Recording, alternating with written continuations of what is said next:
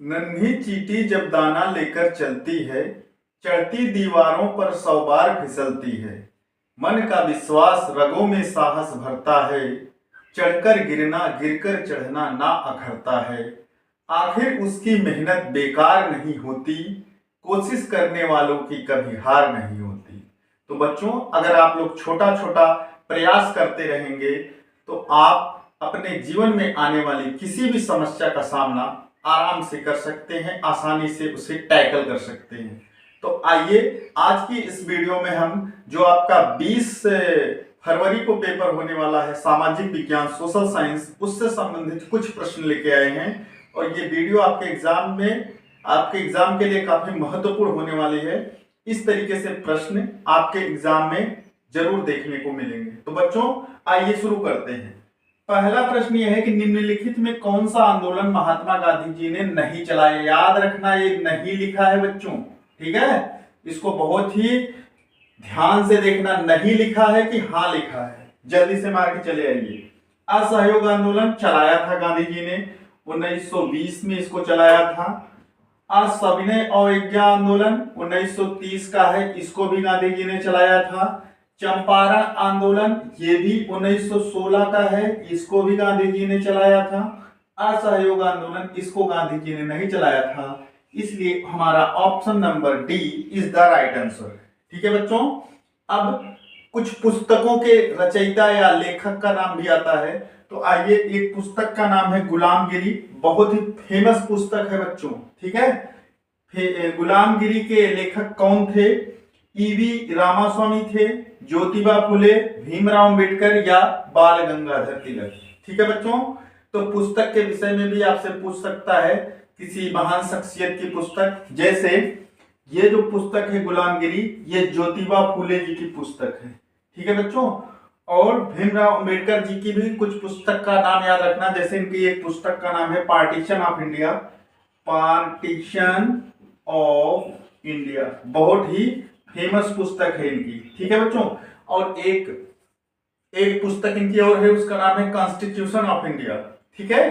Inhalation of cast एक और पुस्तक है इनकी, जो जातियों में जो पहले होता था भेदभाव, उस तरीके की एक पुस्तक इनकी बहुत फेमस पुस्तक है। तो आप लोग याद रखना भीमराव अंबेडकर जी की भी पुस्तक।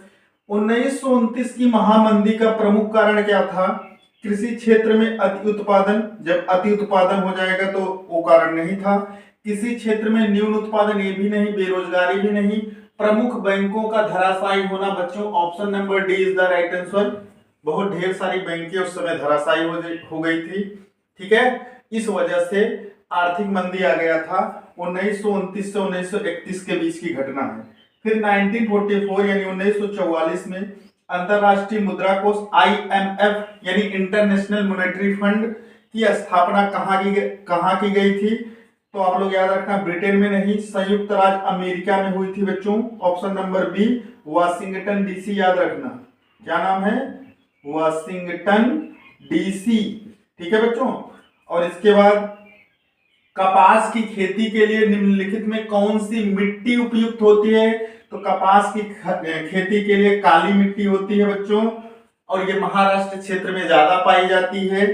और इसके बाद निम्नलिखित में से किसको सेवा क्षेत्रक भी कहते हैं? याद रखना बच्चों, प्राथमिक क्षेत्र में आपका कृषि से संबंधित आएगा, ठीक है। और ये तृतीय क्षेत्र, यही आपका सेवा क्षेत्र है। इसमें बैंक आएगा, इसमें LIC आएगी, मतलब बीमा आएगी, ठीक है बच्चों, व्यापार आएगा, ये सब क्षेत्र हैं, ठीक।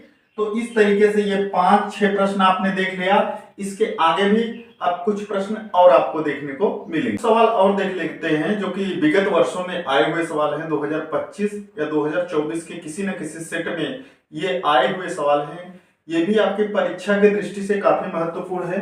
तो बच्चों, ये पहला सवाल इसमें का है, निम्नलिखित में किस देश का मानव विकास सूचकांक सर्वोच्च है? मानव विकास सूचकांक यानी ह्यूमन डेवलपमेंट इंडेक्स। तो बच्चों, सर्वोच्च अगर इस विकल्प के अनुसार देखेंगे तो श्रीलंका है, याद रखना। और अगर वर्तमान में विश्व में देखा जाए तो सर्वोच्च है स्विट्जरलैंड का, याद रखना ये बात, ठीक है। अगला सवाल, एजेंडा 21 का संबंध किससे है? ओजोन संरक्षण से? नहीं। जलवायु परिवर्तन से?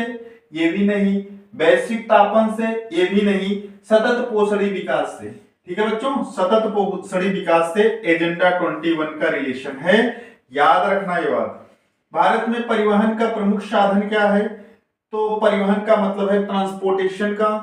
तो आप देखते होंगे कि हम लोग ज्यादातर सड़क परिवहन का इस्तेमाल करते हैं।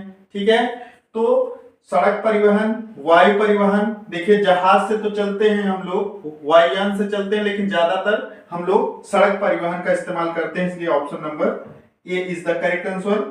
राष्ट्रीय उपभोक्ता दिवस कब मनाया जाता है? नेशनल कंज्यूमर डे कब मनाया जाता है? 24 नवंबर? नहीं। 5 अप्रैल? नहीं। 24 दिसंबर इज द राइट आंसर। 22 फरवरी भी नहीं होगा। भारत में कौन सा नगर को इलेक्ट्रिक उद्योग की राजधानी कहा जाता है? तो बच्चों, इलेक्ट्रिक उद्योग की राजधानी बेंगलुरु शहर को कहा जाता है। Option number B is the right answer. इसे जो है इलेक्ट्रिक उद्योग की राजधानी कहा जाता है। ठीक है बच्चों, और इसके बाद अगला सवाल है, निम्न में कौन सा आधारभूत खनिज है? तांबा? नहीं, तांबा नहीं होगा। लौह अयस्क, अभ्रक या सोना? तो लौह अयस्क इसका सही उत्तर है बच्चों। निम्नलिखित में कौन सा विषय संघ सूची में शामिल है? आपको याद होगा कि भारतीय संविधान में विषयों को अलग अलग सूचियों में, किसी को समवर्ती, किसी को संघ सूची में, किसी को राज्य सूची में और किसी को समवर्ती सूची में विभाजित किया गया, अलग अलग रखा गया है। उसमें जो राष्ट्रीय सुरक्षा का मुद्दा होगा, जो राष्ट्रीय हित के लिए होगा, उसको संघ सूची में रखा जाता है। जैसे यहाँ पर देखिए, प्रतिरक्षा ये संघ सूची का विषय है, कृषि, शिक्षा, व्यापार, ये सब आपके राज्य सूची के विषय हैं। ठीक है बच्चों, इसका सही उत्तर हो जाएगा प्रतिरक्षा। ठीक है, तो आपको ये वीडियो कैसी लगी? इस वीडियो से अगर आपके एग्जाम में कुछ आपको इससे लाभ होता है तो यह वीडियो आपके लिए काफी महत्वपूर्ण मानी जाएगी। तो बच्चों, कल मिलेंगे एक नए वीडियो में, तब तक के लिए जय हिंद बच्चों।